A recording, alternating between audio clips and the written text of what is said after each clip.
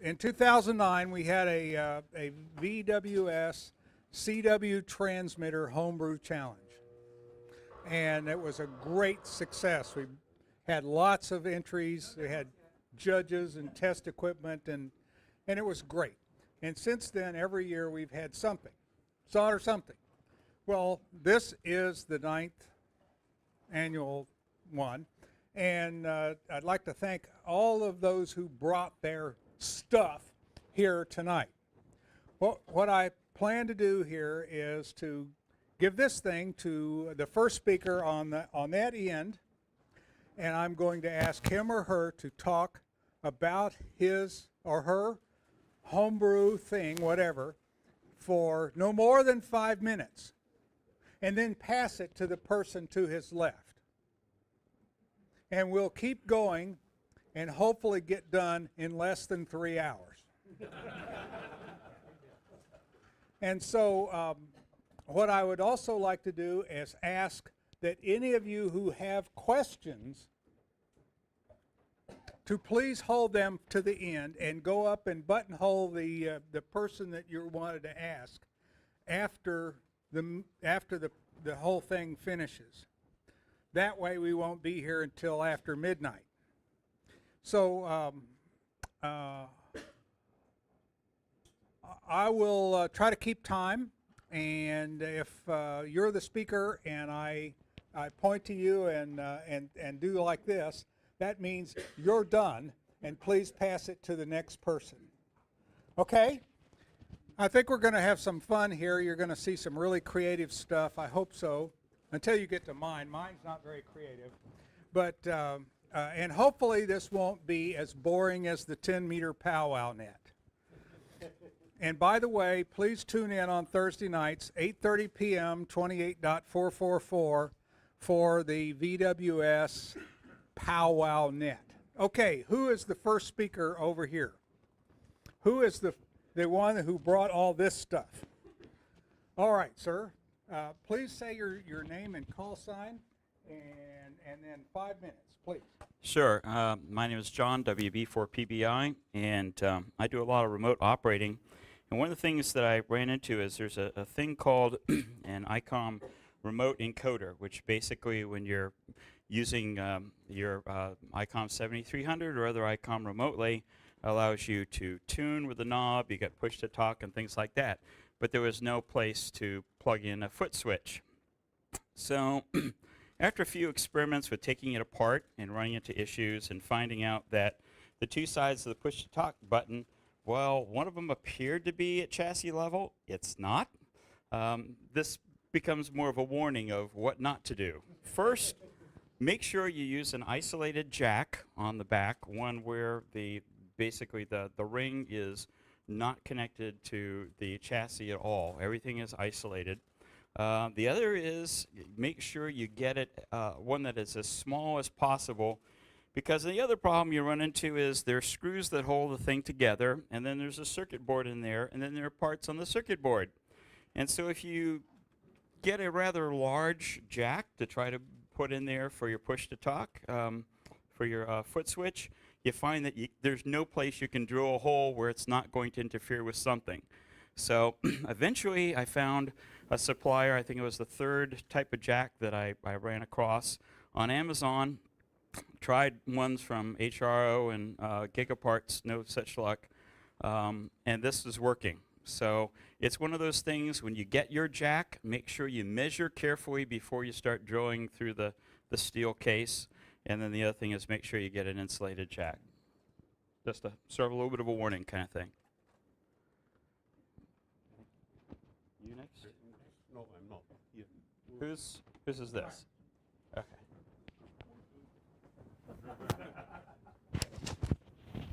Okay, no, it's not food. My name is Gene, KM4FJ, and I brought something old and something new in the way of dummy loads.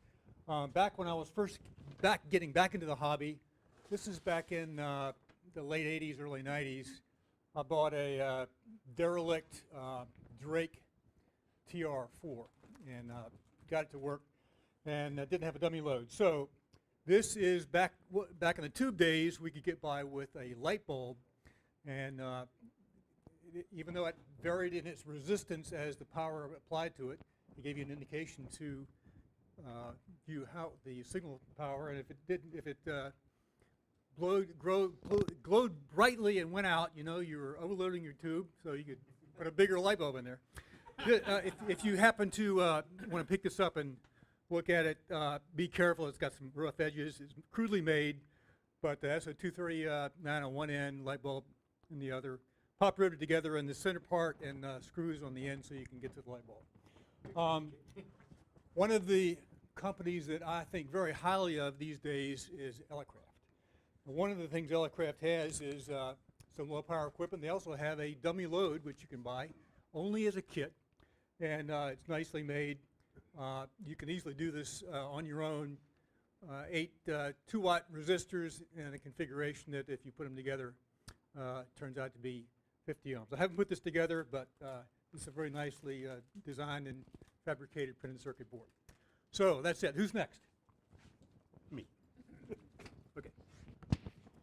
So I tried to buy after a concept for HP9 TV, Fox and antenna, 2 elements, as you see for the frequency of the repeater, and the 2 elements are fitted in this point here, and they are in phase. That means you can transmit with them when you both elements are fitted. You wanna have a double to signal. That is the tri-element Yagi. It was the same. That's it. My name is Luis. I came for ATP.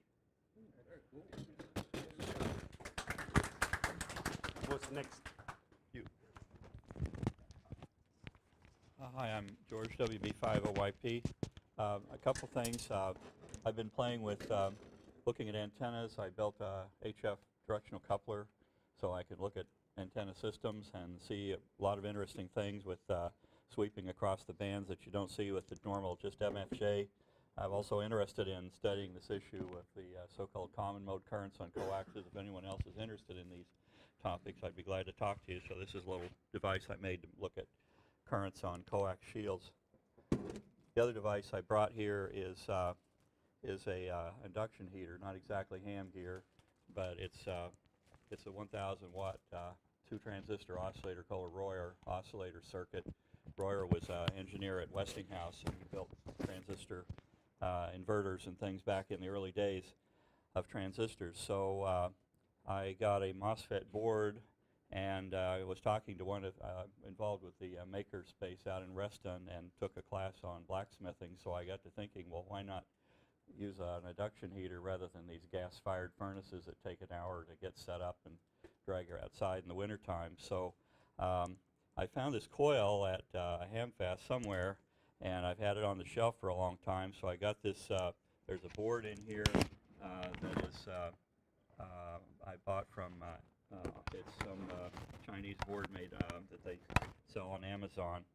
So I didn't bring the power supply in because it weighs about 100 pounds, but you need 48 volts at about 20 amps to run this.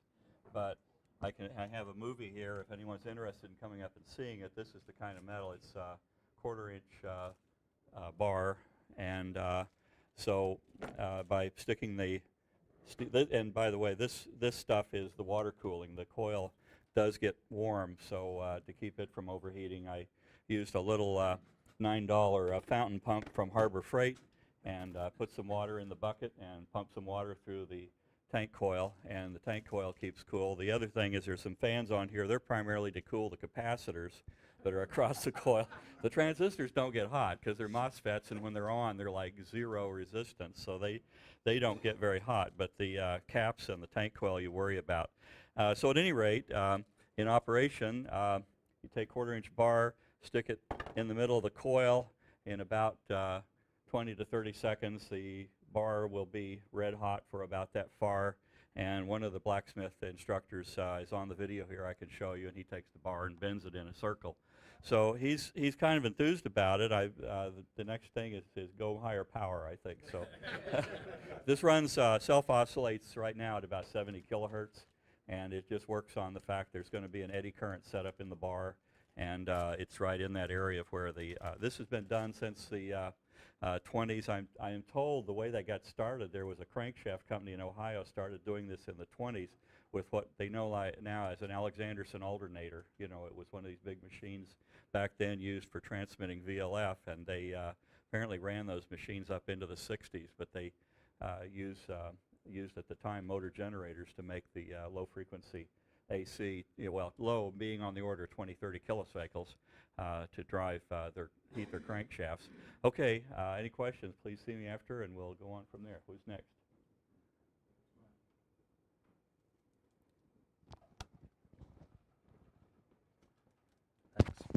So I'm Leon, NT8B. I have two things here.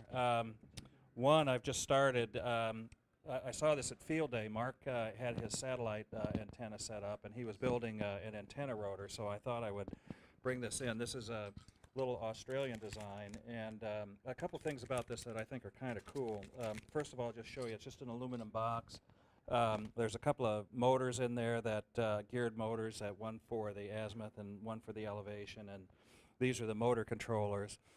And then, like I said, the other two things that I think are pretty cool is that, haven't had a chance to set it up yet, but it's controlled by an Arduino little computer. And so this is the Arduino here. It's not much bigger than the size of a postage stamp, which I think is pretty amazing these days.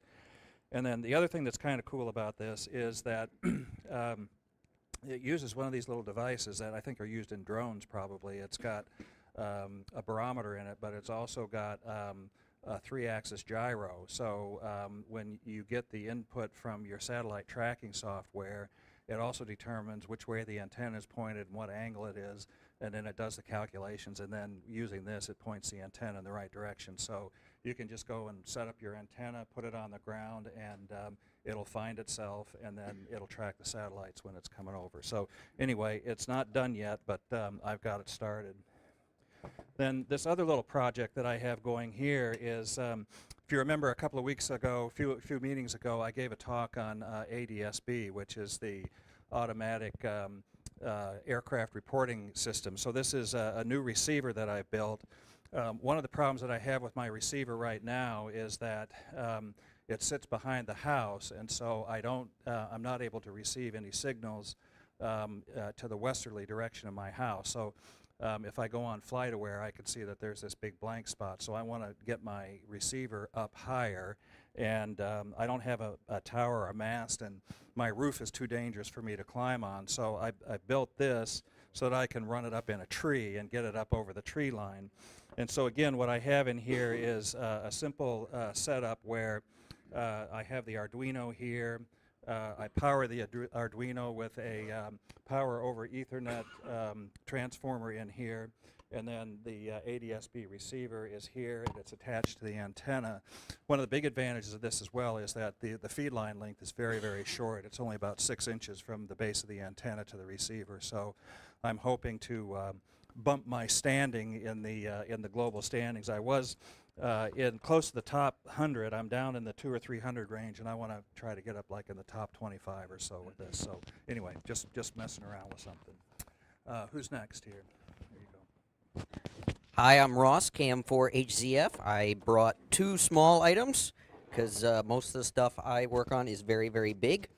The first item I brought was, some of you saw this at Winterfest, is the test stand I made for making tiger tails. Basically, you put the antenna in here and have the tiger tail down long, and you plug this into an antenna analyzer and you can get the exact right length.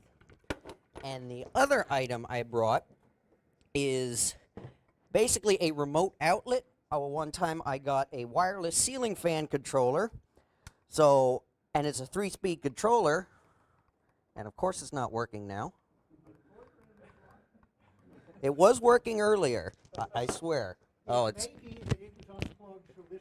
Yes.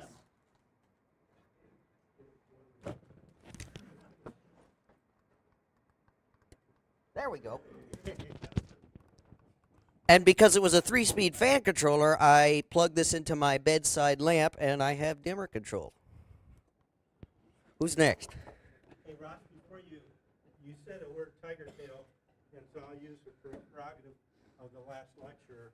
That is a tiger tail that goes between the antenna, in this case, the case ground, and this is the tiger tail. What it does is complete the circuit of the antenna. Yeah.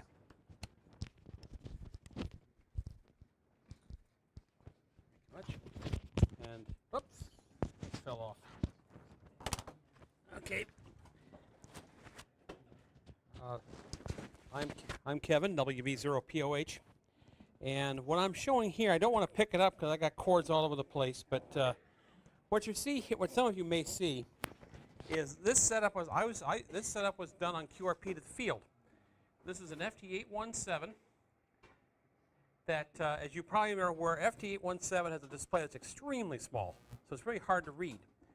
So I had this great, interesting idea of where I would have the 817 hooked up through its CAT interface to a Raspberry Pi with a 7-inch screen, and you can actually rotate the tuner, and you can actually see the frequency. Now I'm running FL rig on this to show it, but if you could take a look here, you can see the frequency.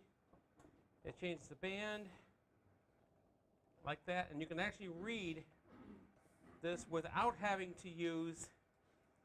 Now I've actually transmitted and received with this and made several contacts, QRP to the field with this station, and I have actually ran this station from my home address and used this to control my my 7300.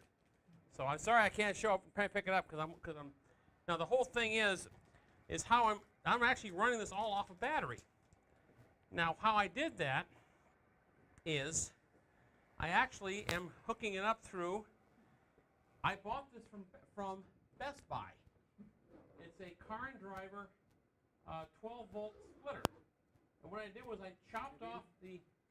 Huh? I'm sorry. So what happens is, this is a car and driver adapter, and what it does is it has this is a 12-volt adapter system, and it has a 12-volt plug-in on the other side. Well, I chopped off the 12-volt and put on the Anderson power poles, and it works very well. Now my plan in the future, since it's a touchscreen control, I want to be able so I can actually control the radio from the screen, so I wouldn't have to use anything but the knob to control it. But for now, it's just a simple display, but it comes in very handy. And that's all for here. Next. I'm right here. There you go.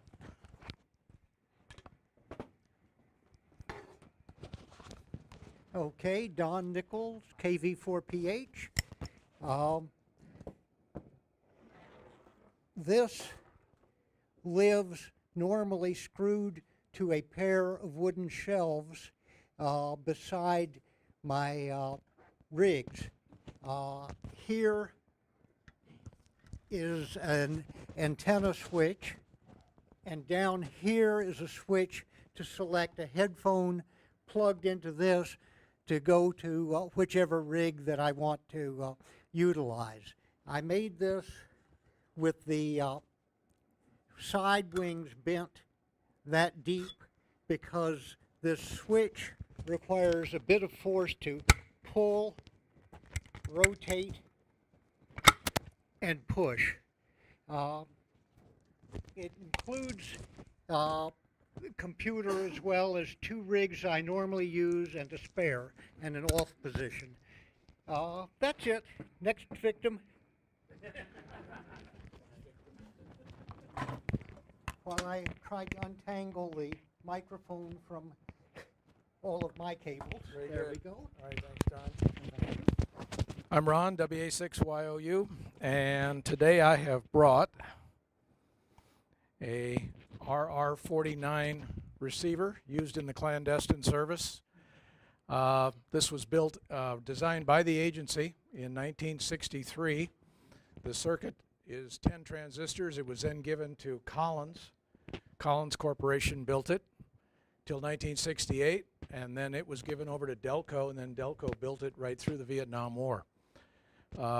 We had these with teams out in the jungles of Cambodia, Laos, and Vietnam, And can you imagine teaching a person with a loincloth and a crossbow and you're teaching him Morse code? And I remember doing that many times. So don't tell me Morse code's hard. Came with a little pouch, antenna wire. I don't know if you all know about the special antenna wire that we use. It's very flexible, and normally out in the bush or the jungle you wouldn't have any pliers with you. It breaks very easy, and to strip it, very easy with your teeth. The antenna simply sticks in the side here. Let me get a bigger picture. This receiver covers 3 to 24 megs, 3 to 24 megs in 3 bands. Has a BFO. It'll do AM and CW. And has a crystal calibrator. I put the 9-volt battery in today. Guys, this thing hasn't been powered up in like 35 years. It's been on my shelf. I got it on a plaque when I retired. I put a battery in it today. I plugged the antenna in. It works perfect. And the crystal calibrator even still works. This was the little headphone that came with it. And it simply, I know some of the gray-haired in the audience recognizes these, the way our headphones used to be. And this plugs right into the headphone jack here. And if you want to come up later, I'll let you hear the crystal calibrator tone. It still works perfect. Also came with a grounding clamp and some insulators if you were going to be there a while. Now, I still have a few minutes.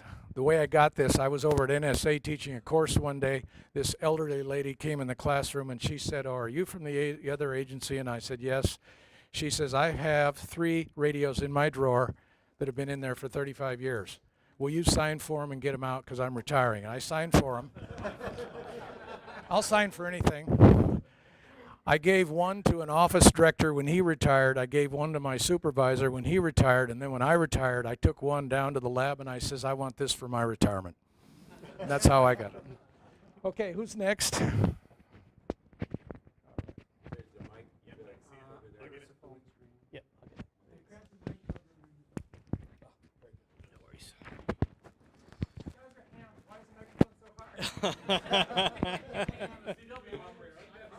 Because it's usually mounted to the desk, so. Right. So I just cleared out some random project stuff I had. I don't know if anybody has been to hacker conferences, but these were badges from some of the DEF CON conferences I've been to. And they actually have microcontrollers and puzzles in them. So they have an entire hardware hacking village where you have to then hack in these, modify them, solve the puzzles in them. And if you solve enough of the puzzles, you actually get a special badge, a black badge, that you get into all the rest of the conferences for free for life. So there's actually a reason to do that. So some of these, this one has like a little display on it with codes that change. This one, the light on it actually communicates with other badges, and so does this one. So you start exchanging signals between each other. It's really interesting. And then I have some little LED badge projects I did with my kids. And I try and buy these bulk online when I can, just because they're great to have in the shack when kids come and visit, that I can pull something out and in 5 minutes they can have something to walk away with. What's that? Do you have them make it, or you just have them? Yeah, I make them. Yeah, so I have them make it. So I pull out the soldering iron, they make a little solder smoke, and it's good. All the maker fairs and stuff like that, they have these set up. So I try and grab some when I can when I see them online.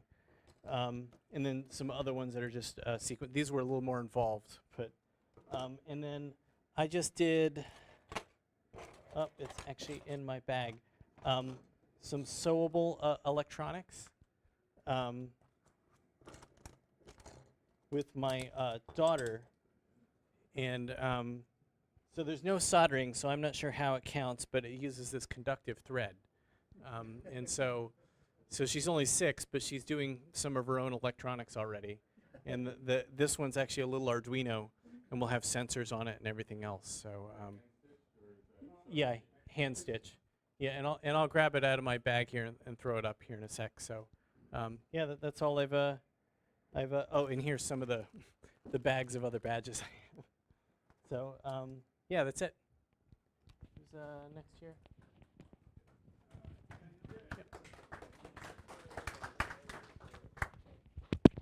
Okay, so I'm Dan, W3BU, and I scrounged from my junk box. I just happened to see this thing in there a year ago, and I was going to bring it in, and I didn't, so I'm making up for time now. This is a single-channel FM 2-meter transmitter, and actually it was built with the intent of getting the circuitry together. But I built this. This was built back in the 70s, and I thought some of the folks who hadn't seen this kind of construction might find it interesting, if nothing else. But this is a 10-watt, transmitter. It actually does work, and it wasn't that hard to put together. I had a lot of resources and stuff at the time, so it was easy to get some of the fab stuff done and put together. But like this, okay. Thank you. Take a look at it just to kind of see what it is. As far as I know, it still works. It was working fine when I put it in the box, and I moved and kept moving, and it's been in a box ever since. So I dug it out just to show everybody. Show the back to the camera. The back, yeah, okay. Here's the back. You'll notice there's a heat sink on the bottom of this for the last 2 transistors, and works pretty well, Class C amp. And then one other thing, just for kicks, is I have a wristband that I just got from my granddaughter. She made it for me. This is W3BU in Morse code, and it's correct. So I figured I'd tell her I told everybody about it. Who's next? Okay, I'm Howard, K0LKD, and what I have here is a little tri-band Go kit. I think I showed this last year sometime. Oops, but it all fits in a 30 cal ammo box to include battery, tri-band transceiver, and charging cord and mic, and this is a separate antenna, tri-band antenna. So it all folds up nicely, and it's light, and I've used this on the 2-meter net numerous times on battery power. So it works pretty well, all things considered. So I can show you how it folds up later, but that's was the easiest thing for me to do since I'm going to be on the road next week. So, but anyway, I like it. It's turned out to be pretty good. That's it. Next. Thanks, Howard. My name is Brendan, KM4HRR, and I think most of you know by now that my real passion about amateur radio is the emergency communications piece. So most of my projects are based on that avenue.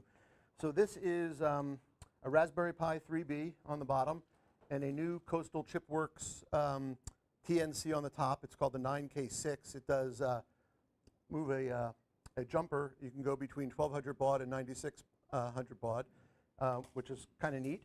So I can run this in 2 different configurations, run a micro SD card inside the Raspberry Pi, and the 2 configurations are for using WinLink. So this would be when a case is put around it and it's all configured properly with a battery pack. Literally in my hand, I can walk into an emergency situation and have, so back up a little bit, Raspberry Pi supplies Wi-Fi. And because of the image and the configuration, it's going to be called Pi-Gate. And this device is called a Pi-Gate. And the first configuration is just a straight Pi-Gate. So what this will do is, we lose all our power, but we still want to get those emergency messages and those forms sent out to other EOCs and other jurisdictions. Take your iPhone out, as long as it's battery powered, or your iPad out, or your laptop out, and you join the Pi-Gate Wi-Fi. And you put in a very specific 10.10.10.10/join or whatever it is, and it brings up an email client. And as long as you have an account on that Raspberry Pi, you're literally on your phone typing in a very familiar email client. And it will be queued up in here. And as soon as I connect this, either DB9 or the 8-pin DIN to my radio, either HF, UHF, or VHF, and so the image is correctly done, boom, we're talking RF email, WinLink, in a handheld little low-power device. I run this on a test. Well, first of all, I have to thank Ron, the Pain, I think he calls himself, for offering his tech station at home and his soldering station, helping me get the top board all. So thank you, Ron. You do excellent work. Absolutely. And I like going to Ron's house for any reason because he has such cool gear, as you just saw, and he's got great stories. So just bring him some beer and he'll tell you some good stories.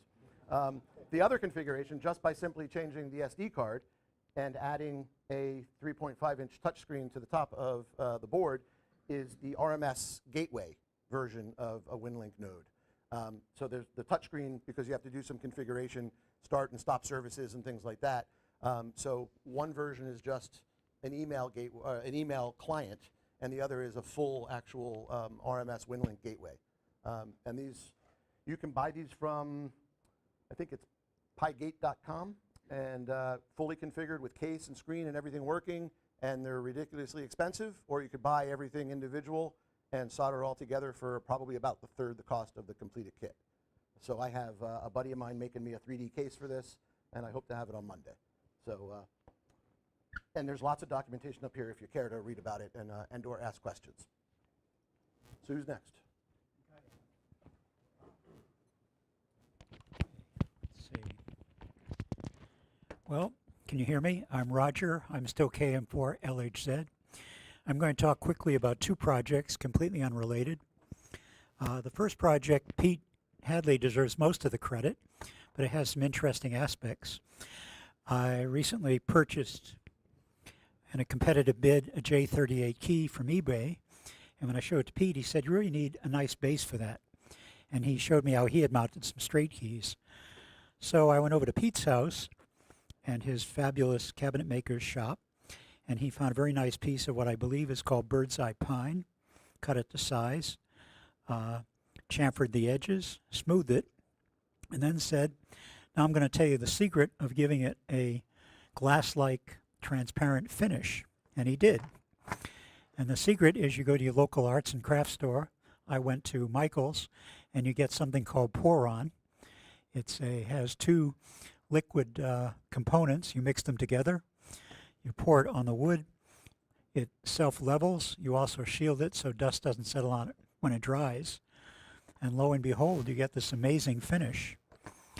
And the two other finesses on this is I dug out my Heathkit oscillator, which I built 40 or 50 years ago, cleaned off and removed and replaced the old battery, and it still works very nicely.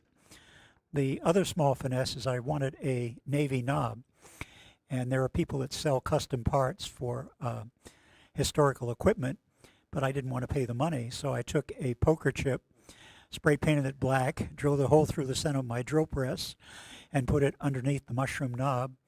Those of you that work with CW know what a Navy knob is. It's a mushroom type knob with a flat base, and that worked well also.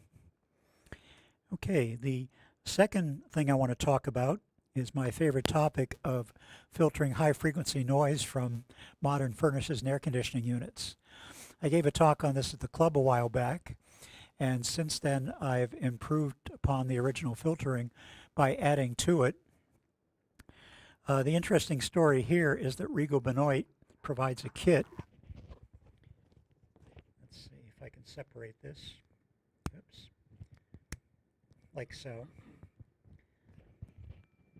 Sorry. The first part of this filter was provided by Regal Benoit, and I have a schematic with me, and it plugs into their fan blower motor, variable speed ECM fan blower motor, and it greatly reduced the RF I was getting. But I found later when I made more accurate measurements it wasn't sufficient. So I built and tested a second component. That's the black box. It's a Type 31 ferrite filter, which I bought from Ferrite, Ferrite.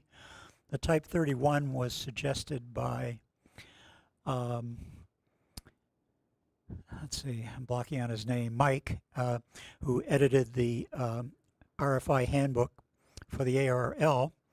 And the interesting thing is that if you get the specification, which I have, and look at it, you find that the impedance of a ferrite core filter, here it is a function both of the frequency, the ferrite type, and the number of turns through the core. I don't know if you can see it on the camera, but the cable I made loops through the ferrite core 3 times. And according to the specification, if you satisfy that requirement at at about 25 megahertz, you get an impedance of 1200 ohms. And most of my testing to finish the story was done at 28.444 because the noise was precisely such that it was almost impossible to log in and connect to the world's most boring net. And I'll leave it up to you as to whether that was a bug or a feature, but I have solved the problem. Thank you. Who's next? Bravo.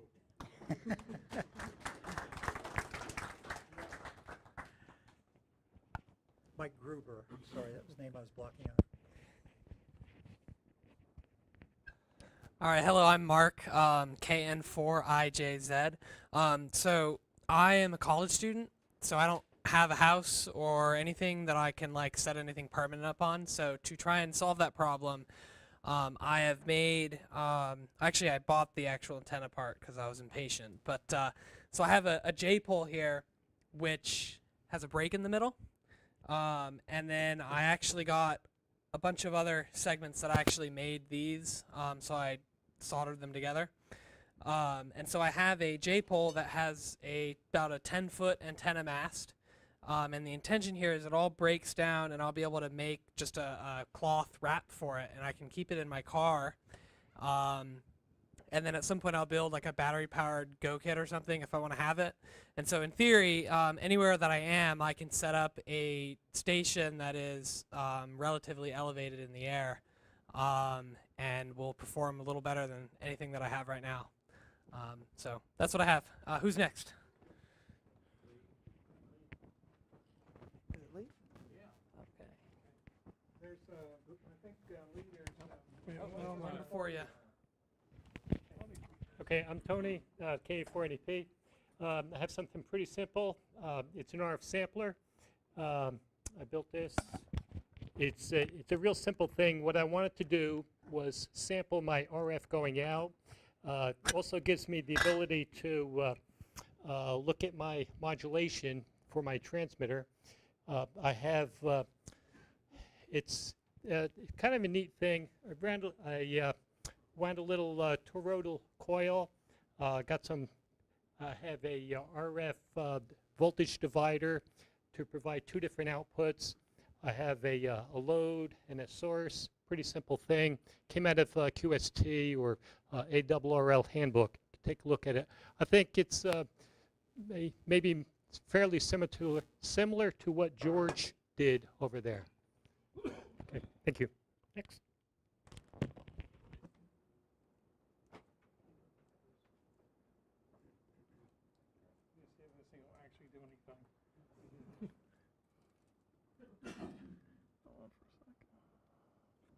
This, by the way, was in the original 2009 No.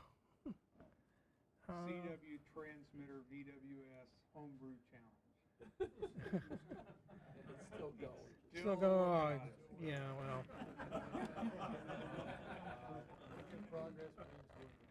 Get down to. Yeah, we're making progress. Hold on. Mixed noise.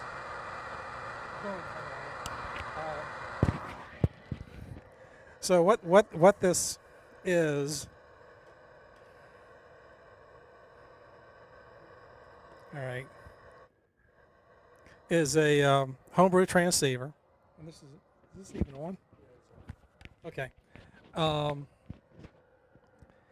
Strictly from scratch, and the latest installment is it now generates RF at the desired output frequency, plus the image, plus the little LO leak through. So the next step is designing the mixer, post-mixer filters that get rid of all the unwanted outputs from my mixer. And actually, the mixer itself is kind of an interesting design. It's nothing more than a switch tied to a transformer, and it's clocked with the LO back and forth between the windings on the transformer. And I got like 20 dB better rejection of leakage of my LO signal with this design than I did using a commercial balanced mixer from Synergy, which is a fairly high quality, regular double balanced mixer with using diodes. So that was the latest thing, and then built the amplifier for the post mixer amp, and then that's going to drive the filters when I put them in here. So what's left to do is the post mix filters, the transmit amplifier stage, and then the bandpass filter for the final RF. And then hopefully it'll be about a 16 watt output transceiver. They'll go anywhere from 160 to 6 meters continuously, except for right around the IF at 8.2. So that's where that is, and I'm starting to run out of room here on my chassis. I don't think I'm going to be able to get the final power amp. That's going to have to go in a separate box, I'm afraid, with my other filters. So anyway, that's about it. I don't know if I can try plug it in and see if I can pick up anything. Don't give up. Yeah, we're still going. Maybe one of the younger hams will take that project on when you're done. Okay. Thank you, Mr. Wizard. I appreciate that. Okay, so my name is Jack, K4WY. In my operating world, panic is oftentimes the mother of homebrew invention. And I was merrily working the CW contest with my beautiful iambic keyer, and the spring broke. Little tiny things went everywhere. And I'm halfway through the contest. So I went to my junk box. I had a couple J38s. We put them together with with expert redneck engineering. There's no Raspberry Pi anywhere near this thing. We took some plexiglass, and they were rough. This has been most improved since then. Patterned after something I saw at the Hamfest in February of one year. And this is is mounted on a kill switch I had for lightning protection. Sorry about that. So there you go. That's it. It still works. It still has a good motion.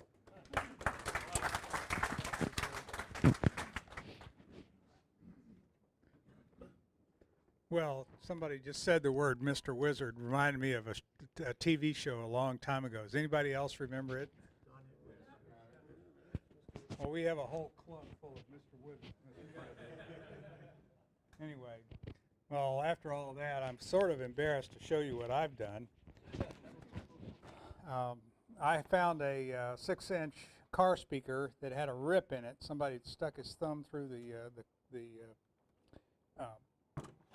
cardboard cone, and so I mounted it on a wine box. You know, you can get box wine.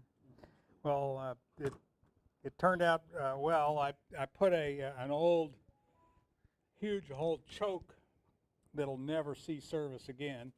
I glued it in the bottom to give it a little ballast, and I painted it up, and it really sounds good. All of you guys who and gals who check in on the 10-meter net sound really good through this thing. Really good.